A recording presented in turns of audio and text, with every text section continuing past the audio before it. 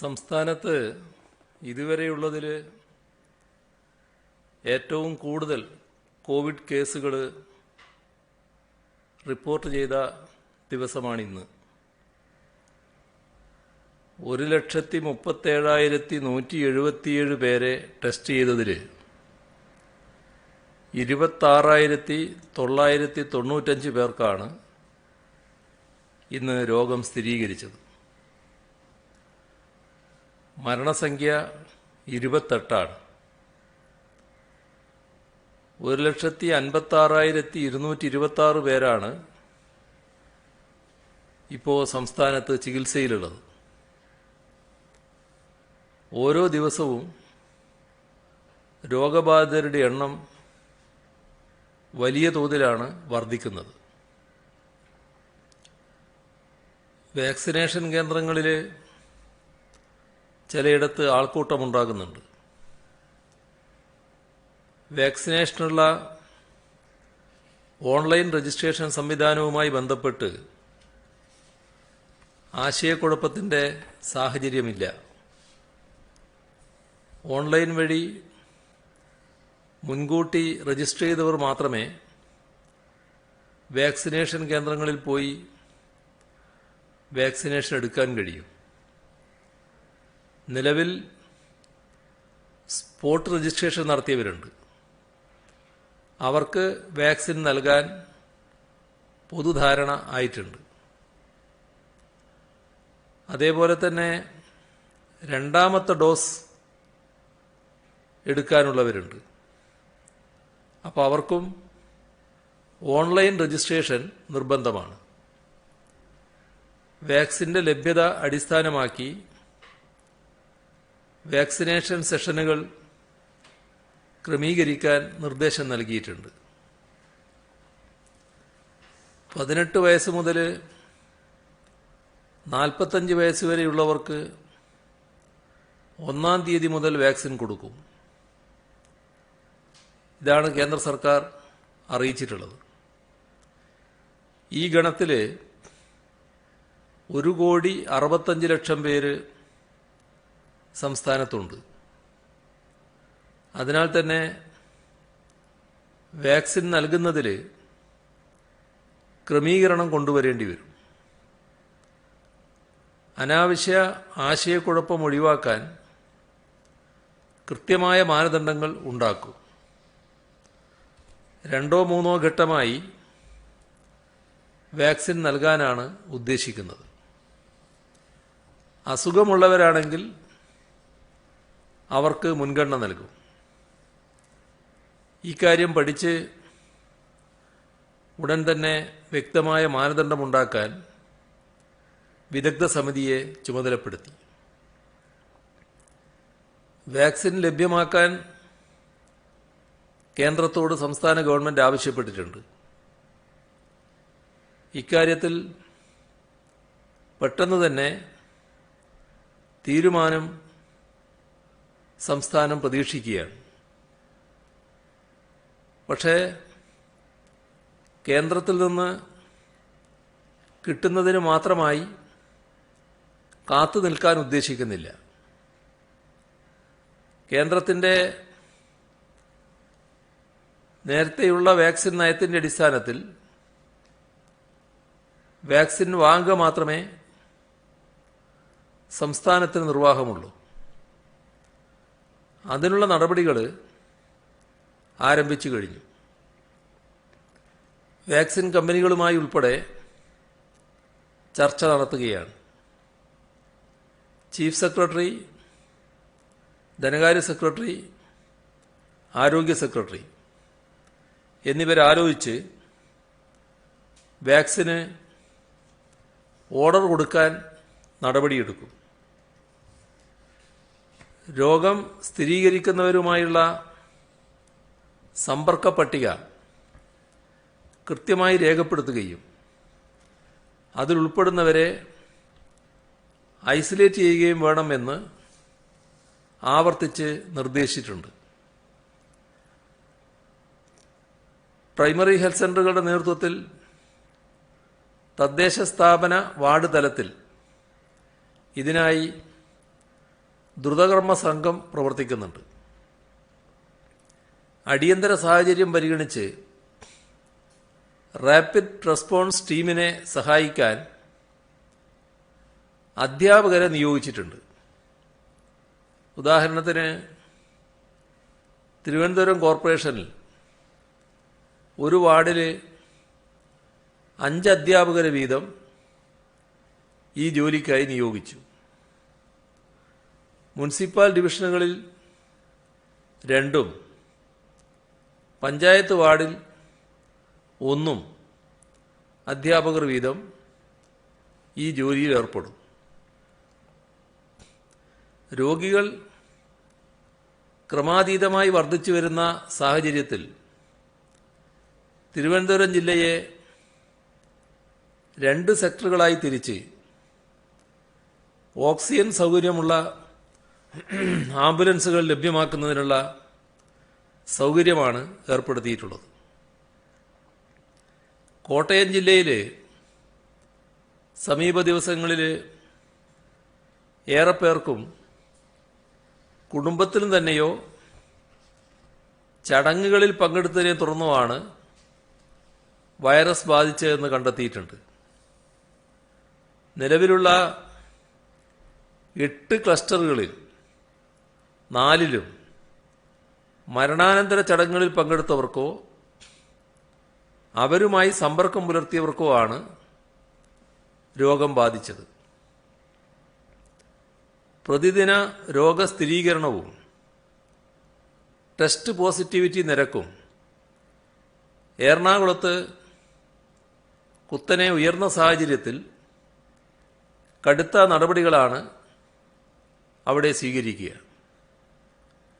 Containment സോണുകളിൽ ഏർപ്പെടുത്തിയ അധിക നിയന്ത്രണങ്ങൾ ഫലപ്രദമായി പാലിക്കപ്പെടുന്നുവെന്ന് ഉറപ്പുവരുത്തും. ജില്ലയിൽ നിലവിൽ 551 കണ്ടെയ്ൻമെന്റ് സോണുകളാണുള്ളത്. 4 പഞ്ചായത്തുകൾ പൂർണ്ണമായും കണ്ടെയ്ൻമെന്റ് സോണുകളാണ്. കണ്ടെയ്ൻമെന്റ് സോണുകളിൽ പുറത്തുനിന്ന് ജോലിക്കെത്തുന്നവർ കോവിഡ് പ്രോട്ടോകോൾ പാലിച്ച് ജോലി ചെയ്യുന്നുവെന്ന് തൊഴിലുടമ ഉറപ്പാക്കണം. വ്യവസായ സ്ഥാപനങ്ങളിൽ തന്നെ തൊഴിലാളികൾക്ക് ഭക്ഷണമടക്കമുള്ള സൗകര്യങ്ങൾ ഒരുക്കണം. കോവിഡ് പ്രോട്ടോകോൾ പാലിക്കാതെ കച്ചവടം നടത്തുന്ന വഴിയോര കച്ചവടക്കാരെ നിയന്ത്രിക്കും. ഇതിനായി പോലീസിന്റെ പരിശോധന കർശനമാക്കും. അതിഥി തൊഴിലാളികൾക്കിടയിൽ പരിഭ്രാന്തി പരത്തുന്നതിന് ചിലർ വ്യാജ പ്രചരണം നടത്തുന്നുണ്ട്. ഇതിനെതിരെയും കർശന നടപടിയുണ്ടാകും. അതിഥി തൊഴിലാളികളുടെ സംശയങ്ങൾ ദൂരീകരിക്കുന്നതിനായി വിവിധ ഭാഷകൾ സംസാരിക്കുന്ന സംഘത്തെ ഉൾപ്പെടുത്തി ലേബർ ഓഫീസറുടെ നേതൃത്വത്തിൽ കൺട്രോൾ റൂം എറണാകുളം ജില്ലയിൽ തുറക്കും. തൃശൂർ പൂരം മാതൃകാപരമായി കോവിഡ് മാനദണ്ഡങ്ങൾ പാലിച്ച് പൊതുജനങ്ങളെ പങ്കെടുപ്പിക്കാതെ നടത്താനുള്ള ഒരുക്കങ്ങൾ പൂർത്തിയായി. പൂരം ചടങ്ങുകളിൽ പങ്കെടുക്കുന്ന സംഘാടകർക്കും മാധ്യമപ്രവർത്തകർക്കുമായി സർക്കാർ RT-PCR ടെസ്റ്റ് നടത്തിയിരുന്നു. ശക്തമായ പോലീസ് സുരക്ഷയിലായിരിക്കും തൃശൂർ പൂരം. ഇരിങ്ങാലക്കുട കൂടൽമാണിക്യം ക്ഷേത്രോത്സവവും പാവറട്ടി പള്ളിപ്പെരുന്നാളും റദ്ദാക്കി. കൂട്ടം കൂടാതെ നോമ്പുതുറ നടത്താനുള്ള നിർദ്ദേശങ്ങളും നൽകിയിട്ടുണ്ട്. ചികിത്സാ സൗകര്യം വർദ്ധിപ്പിക്കുന്നതിൻ്റെ ഭാഗമായി കോഴിക്കോട് മെഡിക്കൽ കോളേജ് ആശുപത്രിയിലെ PMSSY ബ്ലോക്ക് കോവിഡ് ആശുപത്രിയാക്കി. 8 വാർഡുകളിലായി 160 കിടക്കകളാണ് ഇവിടെയുള്ളത്. ഒരാഴ്ചത്തെ ശരാശരി ടെസ്റ്റ് പോസിറ്റിവിറ്റി നിരക്ക് 25% മുകളിൽ വന്ന 12 ഗ്രാമപഞ്ചായത്തുകളിൽ 144 പ്രഖ്യാപിച്ച് നിയന്ത്രണങ്ങൾ ഏർപ്പെടുത്തിയിട്ടുണ്ട്. വയനാട് ജില്ലയിലെ അതിർത്തികളിൽ ക്രമീകരണങ്ങൾ ഏർപ്പെടുത്തി. അന്തർ സംസ്ഥാന യാത്രക്കാർക്ക് സേവനം ഉറപ്പാക്കാൻ ചെക്ക് പോസ്റ്റുകളോട് ചേർന്ന് ബോർഡർ ഫെസിലിറ്റേഷൻ സെന്ററുകൾ തുറന്നിട്ടുണ്ട്. ഇവിടങ്ങളിൽ RT-PCR ടെസ്റ്റ് നടത്തുന്നതിനാവശ്യമായ കിയോസ്കുകൾ സ്ഥാപിച്ചിട്ടുണ്ട്. കണ്ണൂർ ജില്ലയിൽ ക്വാറന്റൈൻ നിരീക്ഷിക്കുന്നതിനായി തദ്ദേശ സ്വയംഭരണ സ്ഥാപന തലത്തിൽ റവന്യൂ, പോലീസ് വകുപ്പുകളിലെ ഉദ്യോഗസ്ഥരെ ഉൾപ്പെടുത്തി സ്പെഷ്യൽ ടീമുകൾ രൂപീകരിച്ചു. ക്വാറന്റൈൻ പ്രവർത്തനങ്ങൾ കാര്യക്ഷമമായി നടത്തുന്നതിന് ഓരോ തദ്ദേശ സ്വയംഭരണ സ്ഥാപനത്തിലും പ്രവർത്തിക്കുന്ന റാപ്പിഡ് റെസ്പോൺസ് ടീമിന്റെ പ്രവർത്തനം ആരംഭിക്കാനും നടപടിയായി. പത്തനംതിട്ട ജില്ലയിൽ നഗരപ്രദേശങ്ങളിലും ഗ്രാമപ്രദേശങ്ങളിലും ഒരുപോലെ വലിയ തോതിൽ കോവിഡ് കേസുകൾ റിപ്പോർട്ട് ചെയ്യുന്നുണ്ട്. തിരുവല്ല മുനിസിപ്പാലിറ്റി, പത്തനംതിട്ട മുനിസിപ്പാലിറ്റി എന്നിവിടങ്ങളിൽ കേന്ദ്രീകരിച്ച് കൂടുതൽ കേസുകൾ റിപ്പോർട്ട് ചെയ്യുന്നു. ഗുരുതരമായ കോവിഡ് രോഗികളെ ചികിത്സിക്കാൻ പത്തനംതിട്ട ജനറൽ ആശുപത്രിയിലും കോഴഞ്ചേരി ജില്ലാ ആശുപത്രിയിലും ICU ഉൾപ്പെടെ സജ്ജമാക്കിയിട്ടുണ്ട്. പ്രമാടം ഇൻഡോർ സ്റ്റേഡിയത്തിലും റാന്നി മേനാന്തോട്ടം ആശുപത്രി ഹോസ്റ്റലിലും 2 CFLTC ഉടൻ പ്രവർത്തനം ആരംഭിക്കും. രോഗവ്യാപനം കൂടുതലുള്ള ഗ്രാമപഞ്ചായത്തുകളിൽ ഡൊമിസിലറി കെയർ സെന്റർ തുടങ്ങും. കോവിഡ് ഇതര രോഗങ്ങളുടെ ചികിത്സയും ശസ്ത്രക്രിയകളും ക്രമപ്പെടുത്തി വരുന്ന ഘട്ടമായിരുന്നു ഇത്.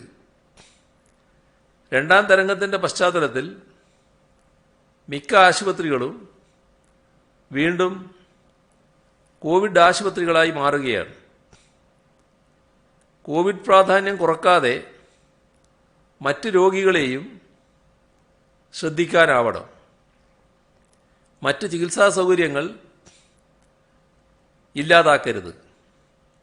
മാറ്റിവെച്ച ശസ്ത്രക്രിയ ഉൾപ്പെടെ ഇപ്പോൾ നടത്താൻ തീരുമാനിച്ചിരുന്നവരാണ് പലരും. അത്തരം ചികിത്സ കൂടി തുടരാനുള്ള ക്രമീകരണം ഏർപ്പെടുത്തും. ജില്ലാ കളക്ടർമാരും ആരോഗ്യവകുപ്പ് ഉദ്യോഗസ്ഥരും ചേർന്ന് കൂടിയാലോചിച്ച് ഇത് പ്രായോഗികമാക്കണമെന്നാണ് നിർദ്ദേശം നൽകിയിട്ടുള്ളത്. ആഭ്യന്തര അഡീഷണൽ ചീഫ് സെക്രട്ടറി നേതൃത്വത്തിലുള്ള ടാസ്ക് ഫോഴ്സ് അതാതിടങ്ങളിലെ സൗകര്യങ്ങൾ വിലയിരുത്തുന്നുണ്ട്. സ്വകാര്യ ആശുപത്രികൾ വ്യത്യസ്ത നിരക്കുകൾ കോവിഡ് ചികിത്സക്ക് ഈടാക്കുന്നതായി പരാതി വരുന്നുണ്ട്. ഇതിൽ വലിയ അന്തരം കാണുന്നുണ്ട്. 2300 രൂപ മുതൽ 20,000 രൂപ വരെ ഒരു ദിവസത്തെ ചികിത്സക്ക് മാത്രം ഈടാക്കുന്നതായി ശ്രദ്ധയിൽപ്പെട്ടിട്ടുണ്ട്. വിവിധ ആശുപത്രികളുടെ നിരക്കാണ് ഈ തരത്തിൽ. ഇത് ക്രമീകരിക്കാൻ ജില്ലാ ഭരണാധികാരികൾ ഇടപെടണം. കോവിഡ് അവസരമായി കണ്ട് അമിത ചാർജ് അപൂർവം ചിലർ ഈടാക്കുന്നുവെന്നാണ് ഇതിൽ നിന്ന് മനസ്സിലാകുന്നത്. സ്വകാര്യ ആശുപത്രിയിൽ കോവിഡ് ചികിത്സ നടത്തണം, അത് തുടരണം. പക്ഷേ ന്യായമായ നിരക്കായിരിക്കണം ഈടാക്കുന്നത്. സംസ്ഥാന തലത്തിൽ തുകയെക്കുറിച്ച്, ഈടാക്കേണ്ട തുകയെക്കുറിച്ച് ധാരണയുണ്ടാക്കും. അതോടൊപ്പം തന്നെ സ്വകാര്യ ആശുപത്രി അധികൃതരുമായി ഈ കാര്യം ചർച്ച ചെയ്യും. അവരുടെ യോഗം ശനിയാഴ്ച വിളിച്ചു ചേർക്കുന്നുണ്ട്. അതിലും ഈ വിഷയം ചർച്ച ചെയ്ത് തീരുമാനമെടുക്കാൻ കഴിയുമെന്നാണ് പ്രതീക്ഷിക്കുന്നത്. ഇതോടൊപ്പം ഏതെങ്കിലും ആശുപത്രിയിൽ ജീവനക്കാരുടെ കുറവുണ്ടെങ്കിൽ അടിയന്തരമായത് പരിഹരിക്കാനുള്ള നിർദ്ദേശവും നൽകിയിട്ടുണ്ട്. ആദ്യത്തെ ഡോസ് വാക്സിൻ എടുത്തവർ രണ്ടാമത്തെ ഡോസ് വല്ലാതെ വൈകിപ്പോകുമോ, അല്ലെങ്കിൽ ലഭിക്കാതെ പോകുമോ എന്ന തരത്തിൽ ആശങ്കപ്പെടുന്നുണ്ട്. വാക്സിനേഷൻ സെന്ററുകളിലെ തിരക്കിന് അതും ഒരു കാരണമാകുന്നു. അത്തരത്തിലുള്ള ആശങ്ക ഉണ്ടാകേണ്ടതില്ല. കേരളത്തിലെ ഭൂരിപക്ഷം ആളുകൾക്ക് നൽകിയത് കോവിഷീൽഡ് വാക്സിനാണ്. ആ വാക്സിൻ്റെ രണ്ടാമത്തെ ഡോസ് 12 ആഴ്ച വരെ വൈകുന്നതിൽ കുഴപ്പമില്ലെന്നും അത്രയും വൈകി രണ്ടാമത്തെ ഡോസ് എടുക്കുന്നതാണ് ഗുണപ്രദം എന്നുമാണ് പഠനങ്ങൾ തെളിയിച്ചിട്ടുള്ളത്. അതുകൊണ്ട് തന്നെ ആദ്യത്തെ ഡോസ് ലഭിച്ചവർ വാക്സിനേഷൻ കേന്ദ്രങ്ങളിൽ തിരക്ക് കൂട്ടേണ്ടതില്ല.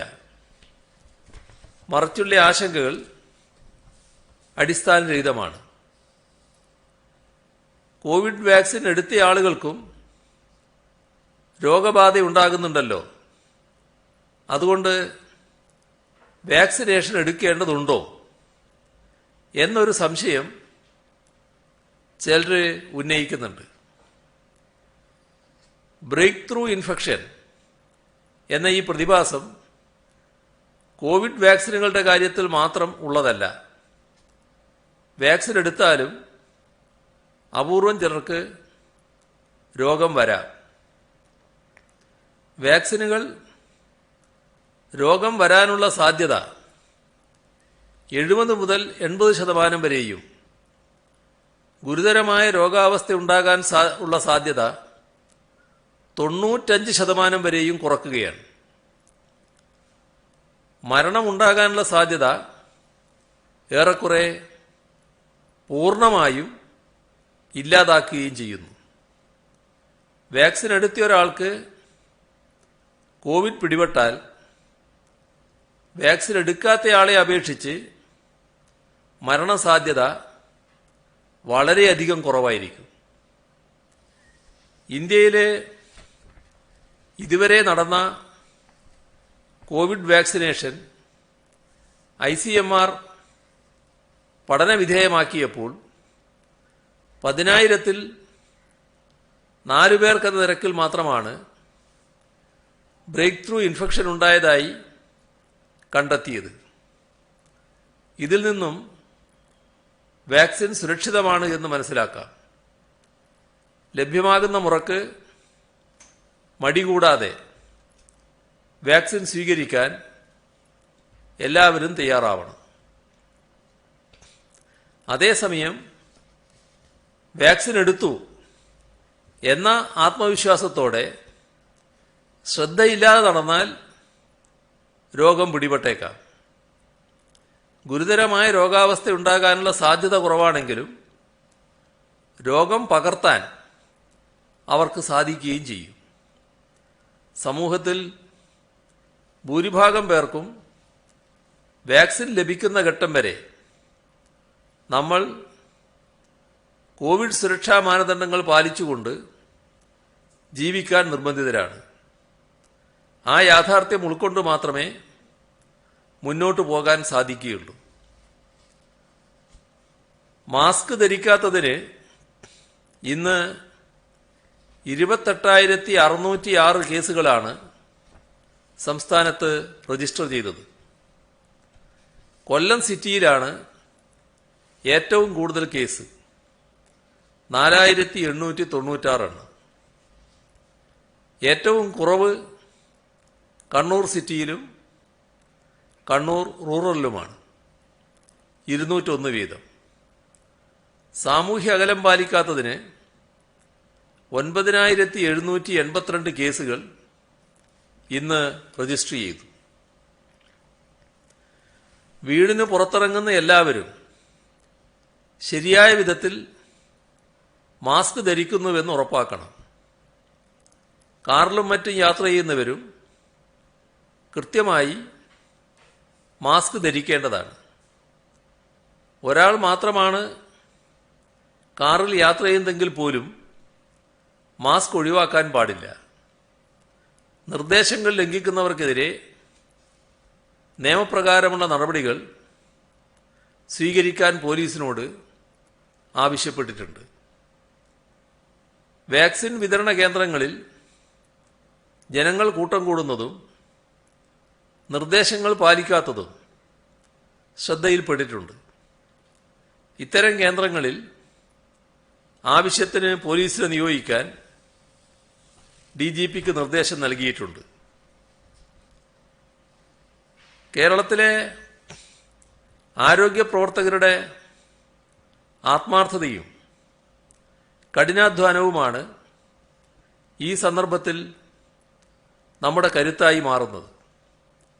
ഏകദേശം 1.5 ലക്ഷം കോവിഡ് രോഗികളെയാണ് ഇപ്പോൾ നമ്മൾ ചികിത്സിക്കുന്നത്.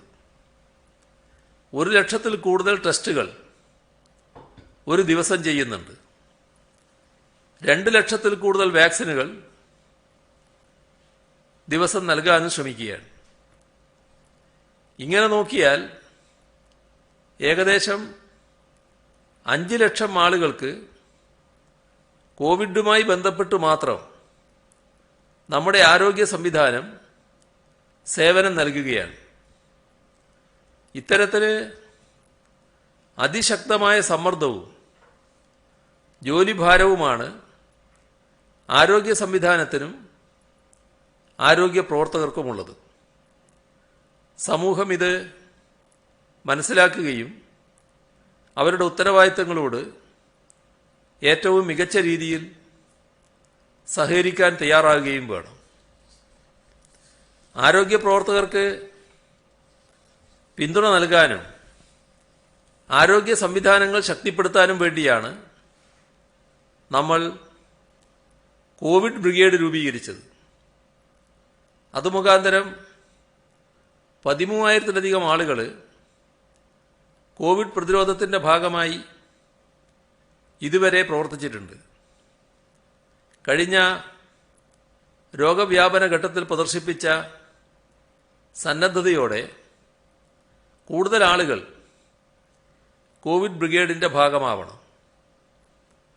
നിലവിൽ രോഗവ്യാപനം വീണ്ടും ശക്തമായ സാഹചര്യത്തിൽ നാടിൻ്റെ സുരക്ഷയ്ക്കായി കൂടുതൽ ആളുകൾ സന്നദ്ധ പ്രവർത്തനത്തിന് മുന്നോട്ട് വരണമെന്ന് അഭ്യർത്ഥിക്കുകയാണ്. കോവിഡ് 2ാം വരവിൻ്റെ പശ്ചാത്തലത്തിൽ വരുന്ന ആളുകളിൽ സ്വീകരിക്കേണ്ട ക്രമീകരണങ്ങൾ ചർച്ച ചെയ്യുന്നതിന് സർവകക്ഷി യോഗം വിളിച്ചിട്ടുണ്ട്. ഏപ്രിൽ 26 തിങ്കളാഴ്ച രാവിലെ 11:30 വീഡിയോ കോൺഫറൻസ് മുഖേനയാണ് യോഗം ചേരുന്നത്. ഇത്രയും കാര്യങ്ങളാണ് ഇന്ന് പങ്കുവെക്കാനുള്ളത്.